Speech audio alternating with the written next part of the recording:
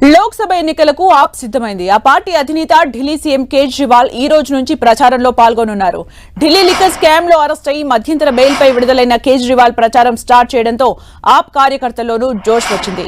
కేజ్రీవాల్ కు ఎన్నికల ప్రచారంపై దేశవ్యాప్తంగా విస్తృత చర్చ జరుగుతోంది. మరీ ముఖ్యంగా ఆప్ అధికారంలో ఉన్న ఢిల్లీ, పంజాబ్ రాష్ట్రాల్లో కేజ్రీ రంగంలోకి దిగితే రాజకీయ పరిణామాలు ఎలా మారుతాయన్నది ఆసక్తి రేపుతోంది.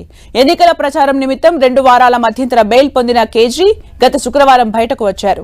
మరుసటి రోజే మీడియా సమావేశం ఏర్పాటు చేయగా పార్టీ కార్యకర్తలు, నేతలు భారీ ఎత్తున తరలివచ్చారు. ఢిల్లీ నలుమూలల నుంచి తరలివచ్చిన అభిమానులతో చిన్న సమావేశం కాస్త భారీ బహిరంగ సభను తలపించింది. ఇక ఆదివారం ఎమ్మెల్యేలతో సమావేశమైన కేజ్రీ లోక్సభ ఎన్నికల మేనిఫెస్టోను విడుదల చేశారు. కేజ్రీవాల్ జైల్లో ఉండగా ఆయన తరపున పార్టీ బాధ్యతల్ని, ప్రచారాన్ని కేజ్రీవాల్ సతీమణి సునీత భుజానికి ఎత్తుకున్నారు. కానీ ఆప్ కార్యకర్తల్లో కేజ్రీవాల్ లేని లోటు స్పష్టంగా కనిపించింది. గత 2 లోక్సభ ఎన్నికల్లో ఢిల్లీని స్వీప్ చేసిన బీజేపీని ఈసారి నిలువరించాలంటే కేజ్రీవాల్తోనే సాధ్యమనేది ఆ పార్టీ కార్యకర్తల నమ్మకం.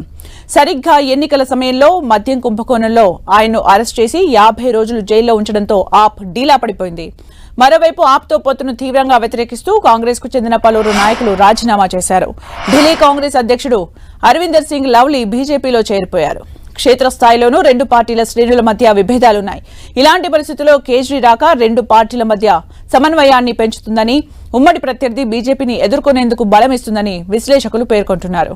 కేజ్రీవాల్ రాకతో ఆప్ కార్యకర్తల్లో నైతిక స్థైర్యం పెరిగింది. ఆప్ కాంగ్రెస్ ఎన్నికల సమన్వయ కమిటీలో చురుకుదనం వచ్చింది. అయితే సుదీర్ఘకాలం నుంచి ప్రత్యర్థులుగా ఉన్న పార్టీల మధ్య 2 పార్టీల మధ్య ఓట్ల బదిలీపైనే ఆందోళన వ్యక్తమవుతోంది. ఇండియా కూటమిలో భాగస్వామి అయిన ఆప్ ఢిల్లీతో పాటు పంజాబ్లోనూ అధికారంలో ఉంది.